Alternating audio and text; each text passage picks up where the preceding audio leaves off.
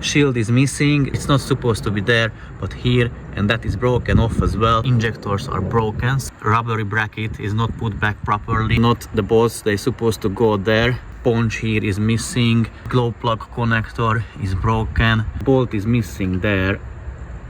It has not the proper coolant, as you can see, it is pinned down there. Bolt is missing there because that ground cable is supposed to go all the way here. Those 4 bolts, they don't belong there.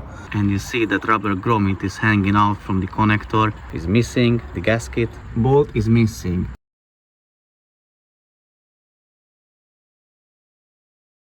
Hello guys, I'm sitting in a Mazda 6 2.2 Skyactiv diesel, what else obviously. So this is a plumber's Mazda, he wanted me to call it like that. He drove it to me Saturday from, I guess, Telford. I'm not really good with locations, but I know it is 3.5 hours from my place. So he dropped the car off Saturday, today is Monday. I'm going to do first like a test drive of the car and do the assessment. So what I'm going to do, I'll turn on the ignition, check for fault codes, erase if I find any, and then take it for a test drive, reset the MPG. So I want to see the MPG before and after all the job, like what improvement it achieved, if any. Also we'll monitor the live data, check what I usually check, vacuum pump, oil pressure, injectors, DPF. Basically I'll let you know, or I will show you that later in the video. So the guy brought, or the owner brought, like a paperwork to me as well, the history of the car. So he had it in 2 garages where they told him there is an oil pressure issue, and also one garage told there was a fault code for a cylinder 1, low pressure or something. So I'm going to do a compression test and a leak down test on the car as well. But now let me connect the scan tool, check first for the fault codes. I'll show you if I found any in the ECM, the engine management control unit, and then erase it, take it for a test drive, and then check the live data after that, and then probably do the compression and the leak down test. It has 121,000 miles on the clock. As you can see, the fuel consumption, the average is 49 gallons, sorry, and it had only 1 fault code in the instrument cluster, which is not relevant to us. So I'm going to reset, clear the fault codes, and then take it for a test drive and monitor the live data. I need to tell as well, or mention that as well, that it is in a very good condition. Inside out the car is like quite pristine condition. Okay, I am back from the test drive. What I noticed initially when we turned the car on, I felt like I heard a little bit of a knocking sound as well, or noise. But what was like a bit more strange, I heard or felt a vibration, and it was like quite louder, or not quite, but it was louder than it's supposed to be, in my opinion. So I took it for a test drive. It drove fine. I managed to achieve like 60 mpg on that way when I do the test runs. Basically it's around a 20-mile trip. There is average speed check, so I always set the cruise control for 50 miles per hour, so that's why it's quite good consumption. And then I opened the bonnet now because I wanted to see because initially, or I think that that vibration from the engine is because either it's a dual mass flywheel issue, or I don't know, some kind of air restriction. So I wanted to see if I give it a little bit of a throttle, if the engine is shaking or not. And it is not shaking, the engine sounds fine. It's just it's a bit rough, the running is a bit rough, but not idle, but let's say at higher RPMs, and I can feel the vibration inside the cabin as well. So as I said, it may be carbon buildup, or like you know, air restriction somewhere, or the dual mass flywheel. I will have a look at it, or a better look. But once I opened the bonnet and removed that beauty cover, I found out a few things which I'll show you in a minute as well. But first let me do the live data check and obviously show you that as well, and then let's assess the under the bonnet things. Okay, so now I'm in the live data section. As you can see, the oil temperature is 84 degrees, and it is like averaging, I would say, 110 kilopascals of the engine oil pressure, which is way too low. I won't even stress the car anymore. I'll definitely think it needs oil strainer replacement, and exhaust pressure sensor is low or on the lowest side. I think that will be replaced as well, because I need to check what the owner asked me to do, but I think he asked the exhaust pressure replacement as well. Further, let me check back the vacuum pump, which is, yeah, it is 7.6, depending, because it is not stable always. If I press the brake, it fluctuating a little bit, so that may have gone bad, because it is a 2015 model, and usually on the pre-2016 models the camshaft usually wear, and then it damages the vacuum pump. Obviously I will remove the valve cover and see the condition of underneath it, and obviously the camshaft, and recommend, based what I found, I will be recommending the owner if the vacuum pump needs changing or not. Also, the owner asked me to do the glow plugs, which I'll be doing, and I think few more things, but I'll show you what he recommended to me to do. But yeah, the oil pressure what concerns me a lot, so it's quite low, and it's supposed to be way higher. I don't even want to rev the car. And also let me check the injector correction factors. The injector correction factors, I'd say they are not that bad. Maybe the second one is a bit off, but the rest of the three are, I would say, fine. So yeah, I'll turn the car off now and show you what I found underneath the bonnet, and then I'll do very likely a compression test.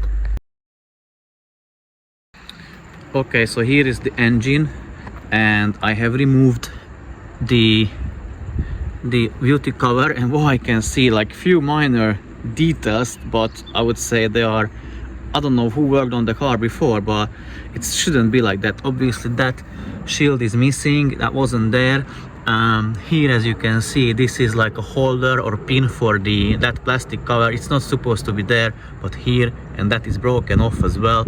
Also, I can see that something was done definitely to the car, because the connectors for the injectors are broken, so they were removed. Few washers are like broken, I don't know which one, let me check. Yeah, that one for example, it's not a big deal, but still it is broken. Also this line, the fuel line, that one, that the rubbery bracket is not put back properly. Also here, them two bolts are not the bolts they supposed to go there. I think they are from the EGR cooler bracket. Also the sponge here is missing, and the glow plug connector is broken, so I'll replace that for the owner with a used one. And what else I can see? Yeah, I can see that the intake manifold was removed, because the clamp, let me show you from a different angle if I can.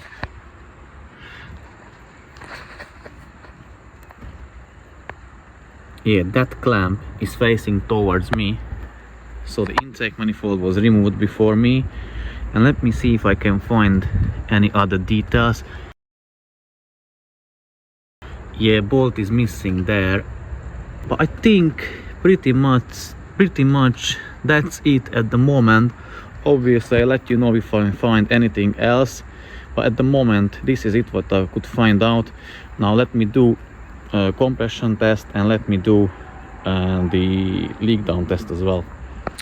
Also, one thing I just noticed, that it has not the proper coolant. As you can see, it is pink down there, and the coolant supposed to be FL22, which is green in color.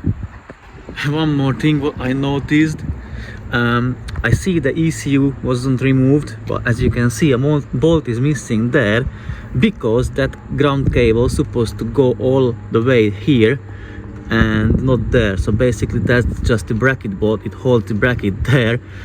But I don't know why they cut it or what was the issue. And I can see this one, I don't know, the plastic for the cables or wiring is a bit like exposed or broken. I don't know what work was done on the car or who done a work on it, but I dare to say it wasn't too professional, to be honest.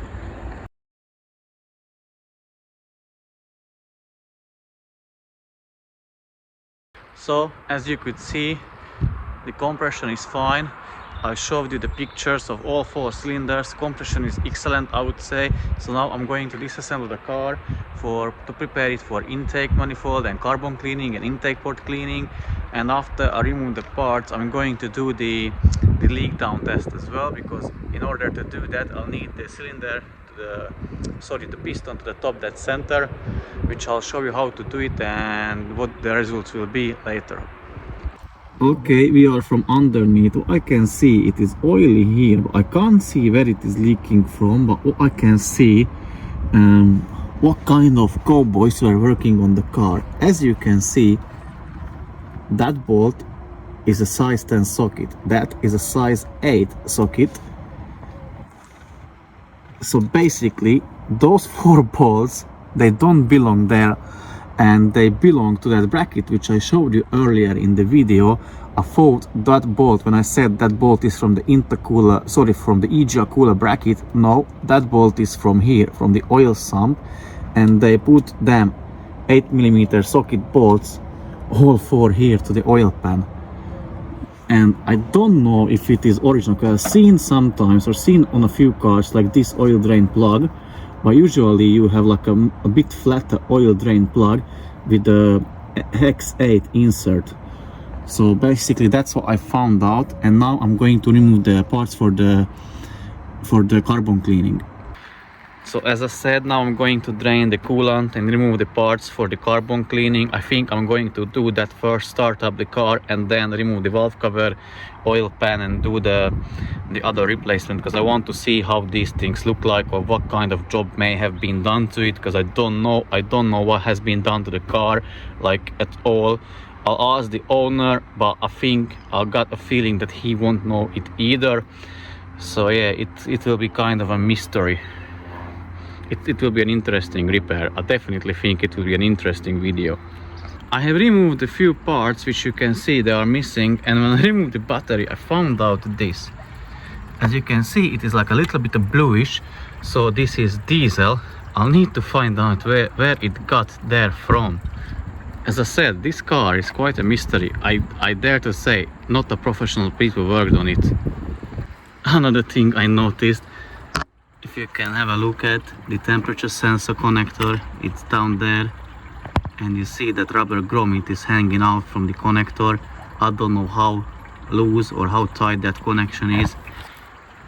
I've got a feeling that I will be find quite a lot of these gimmicks or like mistakes made on this car.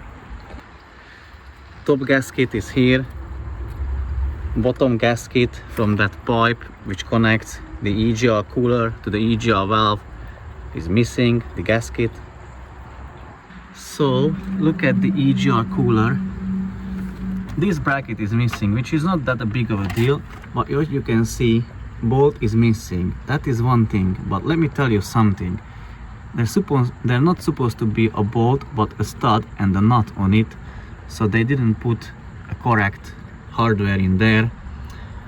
So yeah, I think I'll keep counting these small mistakes. So now I have removed the intake manifold and have a look at it. This is absolutely minimal. So obviously, as I said, the intake manifold was removed, the carbon cleaning was done to it very likely, and it wasn't, from the carbon cleaning side, it wasn't a bad job, because I don't know how long ago it was done, but it was definitely done, and it was quite effective, I dare to say.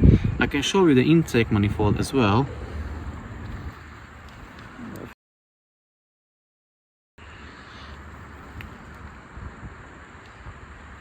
So this looks quite good as well. And also I couldn't help myself, because what I've seen, so I wanted to know if they tightened the injectors properly, because I can see that was removed, so they must have removed the injectors as well. So I wanted to check if I can, because if they would have done it properly, this one or all the left nuts, they could be just tight or like undone by hand, because how you do it, you tighten it to 2 Newton meters and then undo 90 degrees. So basically it is not even hand tight. Let me show you this. So now I'm trying with a ratchet. and I can't even undo it with a ratchet. Obviously it's a short one, but if they've done it the proper way, it would be like in no time undone with this ratchet. So yeah, I'm curious what I'm going to find underneath the valve cover as well. So as you could see, carbon cleaning was done. I don't know, I guess it wasn't done, or it wasn't done during the ownership of the current owner. But yeah, there is difference between carbon cleaning and carbon cleaning. In terms of the quality of the carbon cleaning, I don't know how long ago it was done, but it looks quite okay to me, to be honest. Well, in terms of the removal of the parts and then how they put everything back and so on and so forth, that job is a rubbish. I have to say that job is a rubbish. So I don't know who and how much paid for it. We need to always decide like what kind of quality you want to go for, and obviously there will be always a price for it. So it may be, I don't know, maybe mate rates or whatever. I don't know. I got no idea. I think didn't even the owner know it. So I don't know what to say. Definitely the next part of this video will be coming once I get done the carbon cleaning. I can show you that. I'll show you, obviously, because the owner requested like the condition of the parts, the EGR intake manifold, ports, everything before and after. So I'll do that for him because he requested that. So I guess I'm gonna do a video about it as well. But I'm quite curious to see how it is looking like underneath the valve cover and underneath the oil pan. Yeah.